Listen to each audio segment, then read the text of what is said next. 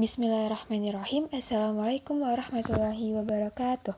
Pada video kali ini, kami akan menjelaskan mengenai pelajaran PPKN kelas 11 bab 3 tentang sistem hukum dan peradilan di Indonesia, subbab mencermati sistem peradilan di Indonesia.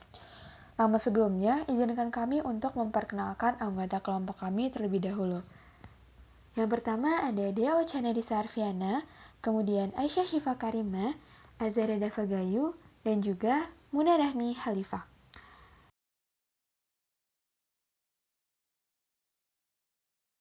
Yang pertama yaitu, apa sih makna lembaga peradilan itu? Berbicara mengenai lembaga peradilan nasional tidak dapat terlepas dari konsep kekuasaan negara. Kekuasaan yang dimaksud adalah kekuasaan kehakiman. Kekuasaan kehakiman di Indonesia dilakukan oleh Mahkamah Agung. Proses peradilan dilaksanakan di sebuah tempat yang dinamakan pengadilan. Pengadilan secara umum mempunyai tugas untuk mengadili perkara menurut hukum dengan tidak membeda-bedakan orang. Dari uraian-uraian tersebut dapat dirumuskan bahwa lembaga peradilan nasional sama artinya dengan pengadilan negara, yaitu lembaga yang dibentuk oleh negara sebagai bagian dari otoritas negara di bidang kekuasaan kehakiman dengan sumber hukumnya peraturan perundang-undangan yang berlaku di dalam negara. Lembaga peradilan nasional terkait dengan konsep perwujudan kekuasaan kehakiman negara yang diatur sepenuhnya dalam Undang-Undang Dasar Republik Indonesia Nomor 48 Tahun 2009 tentang kekuasaan kehakiman. Selanjutnya yaitu dasar hukum lembaga peradilan. Adapun yang menjadi dasar hukum terbentuknya lembaga-lembaga peradilan nasional adalah sebagai berikut. Yang pertama, Pancasila terutama sila kelima yang berbunyi keadilan sosial bagi seluruh rakyat Indonesia. Yang kedua yaitu Undang-Undang Dasar Negara Republik Indonesia tahun 1945 bab 9 pasal 24 ayat 2 dan 3. Yang isinya yaitu kekuasaan kehakiman dilakukan oleh sebuah Mahkamah Agung dan badan peradilan yang berada di bawahnya dalam lingkungan peradilan umum, lingkungan peradilan agama, lingkungan peradilan militer, lingkungan peradilan tata usaha negara, dan oleh sebuah Mahkamah Konstitusi. Badan-badan lain yang fungsinya berkaitan dengan kekuasaan kehakiman diatur dalam undang-undang. Yang ketiga yaitu Undang-Undang Republik Indonesia Nomor 3 Tahun 1997 tentang Pengadilan Hak Anak. Selanjutnya ada Undang-Undang Republik Indonesia Nomor 31 Tahun 1997 tentang Peradilan Militer. Dan ada juga Undang-Undang Republik Indonesia Nomor 14 Tahun 2002 tentang Pengadilan Pajak. Dan masih banyak yang lainnya. Peraturan perundang-undangan di atas menjadi pedoman bagi lembaga-lembaga peradilan dalam melaksanakan tugas dan wewenangnya sebagai lembaga yang melaksanakan kekuasaan kehakiman secara bebas tanpa adanya intervensi atau campur tangan dari siapapun. Nah, tugas kita adalah mengawasi kinerja dari lembaga-lembaga tersebut, serta memberikan masukan jika dalam kinerjanya belum optimal supaya lembaga-lembaga tersebut merasa dimiliki oleh rakyat. Selanjutnya yaitu klasifikasi lembaga peradilan. Yang A yaitu lembaga peradilan di bawah Mahkamah Agung. Yang pertama ada peradilan umum yang meliputi pengadilan negeri berkedudukan di ibu kota kabupaten atau kota dan pengadilan tinggi berkedudukan di ibu kota provinsi. Selanjutnya ada peradilan agama yang terdiri atas pengadilan agama yang berkedudukan di ibu kota kabupaten atau kota dan juga pengadilan tinggi agama yang berkedudukan di ibu kota provinsi. Selanjutnya, peradilan militer yang terdiri atas pengadilan militer tinggi, pengadilan militer utama, dan pengadilan militer pertempuran. Selanjutnya yaitu peradilan tata usaha negara yang terdiri atas pengadilan tata usaha negara yang berkedudukan di ibu kota kabupaten atau kota, dan pengadilan tinggi tata usaha negara yang berkedudukan di ibu kota provinsi. Yang B yaitu Mahkamah Konstitusi. Badan-badan tersebut mempunyai fungsi tersendiri sesuai dengan kompetensinya. Kompetensi sebuah lembaga peradilan meliputi pertama, kompetensi relatif, yaitu kompetensi yang berkaitan dengan tugas dan wewenangnya untuk mengadili suatu perkara. Yang kedua yaitu kompetensi absolut, yaitu kompetensi yang berkaitan dengan wilayah hukum atau wilayah tugas suatu badan peradilan. Selanjutnya adalah perangkat lembaga peradilan. Yang pertama yaitu peradilan umum. Dilaksanakan oleh yang pertama, pengadilan negeri, daerah hukum berupa kabupaten atau kota, dibentuk berdasarkan keputusan presiden. Yang kedua yaitu pengadilan tinggi, merupakan pengadilan tingkat banding, dibentuk dengan undang-undang. Yang kedua yaitu peradilan agama, dilaksanakan oleh yang pertama, pengadilan agama, daerah hukum berupa kabupaten atau kota, merupakan pengadilan tingkat pertama, dibentuk berdasarkan keputusan presiden.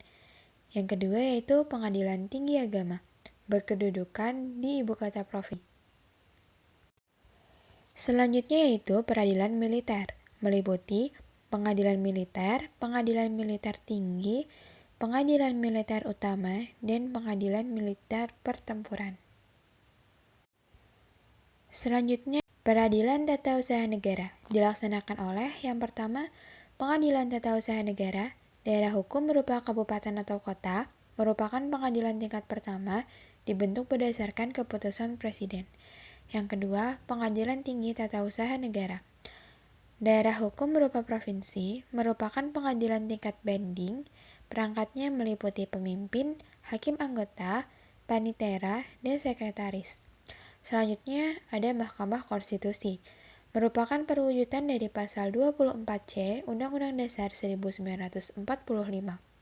Terdiri dari 9 orang hakim konstitusi, yang masing-masing 3 orang oleh DPR, Presiden, dan Mahkamah Agung. Susunan organisasi atas seorang ketua merangkap anggota, seorang wakil ketua merangkap anggota, dan 7 anggota hakim konstitusi. Masa jabatan hakim yaitu 5 tahun.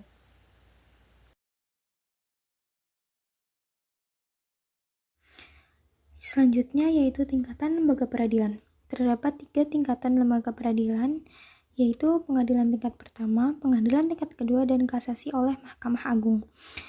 Pada pengadilan tingkat pertama atau pengadilan negeri dibentuk berdasarkan keputusan presiden dan mempunyai kekuasaan hukum meliputi satu wilayah kabupaten atau kota yang berfungsi memeriksa tentang sah atau tidaknya penangkapan yang diajukan oleh tersangka, keluarga, atau kuasanya kepada ketua pengadilan dengan menyebutkan alasannya. Yang kedua yaitu pengadilan tingkat kedua, disebut juga pengadilan tinggi yang dibentuk dengan undang-undang, yang berfungsi antara lain menjadi pemimpin bagi pengadilan-pengadilan negeri di dalam daerah hukumnya. Yang kedua melakukan pengawasan terhadap jalannya peradilan di dalam daerah hukumnya. Yang ketiga mengawasi dan meneliti perbuatan para hakim dan pengadilan negeri di daerah hukumnya. Dan yang terakhir untuk kepentingan negara dan keadilan. Wewenang pengadilan yaitu mengadili perkara yang diputus oleh pengadilan negeri dalam daerah hukumnya yang dimintakan banding, dan yang kedua berwenang untuk memerintahkan pengiriman berkas-berkas perkara dan surat-surat untuk diteliti dan memberi penilaian serta percakapan dan kerajinan hakim. Yang ketiga yaitu kasasi oleh Mahkamah Agung yang berkedudukan sebagai puncak semua peradilan. Mahkamah Agung merupakan salah satu pelaku kekuasaan kehakiman, dan dalam hak asasi yang menjadi wewenang Mahkamah Agung adalah membatalkan atau menyatakan tidak sah putusan hakim pengadilan tinggi karena putusan itu tidak sesuai dengan undang-undang. Hal tersebut dapat terjadi karena lalai memenuhi syarat-syarat yang diwajibkan perundang-undangan yang mengancam kelalaian itu dengan batalnya perbuatan yang bersangkutan, melampaui batas wewenang, dan salah menerapkan karena melanggar ketentuan hukum yang berlaku. Selanjutnya peran lembaga peradilan.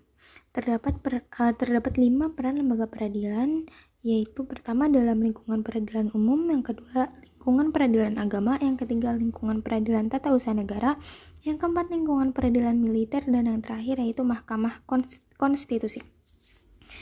Yang pertama, peran lembaga peradilan dalam lingkungan peradilan umum meliputi kekuasaan kehakiman di lingkungan peradilan umum dilaksanakan oleh pengadilan negeri, pengadilan tinggi, dan Mahkamah Agung.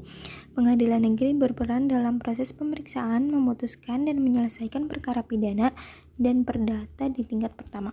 Pengadilan tinggi berperan dalam menyelesaikan perkara pidana dan perdata pada tingkat kedua atau banding. Selanjutnya, Mahkamah Agung berperan dalam proses pembinaan lembaga peradilan yang berada di bawahnya. Yang kedua yaitu dalam lingkungan peradilan agama, yaitu kekuasaan kehakiman di lingkungan peradilan agama dilakukan oleh pengadilan agama.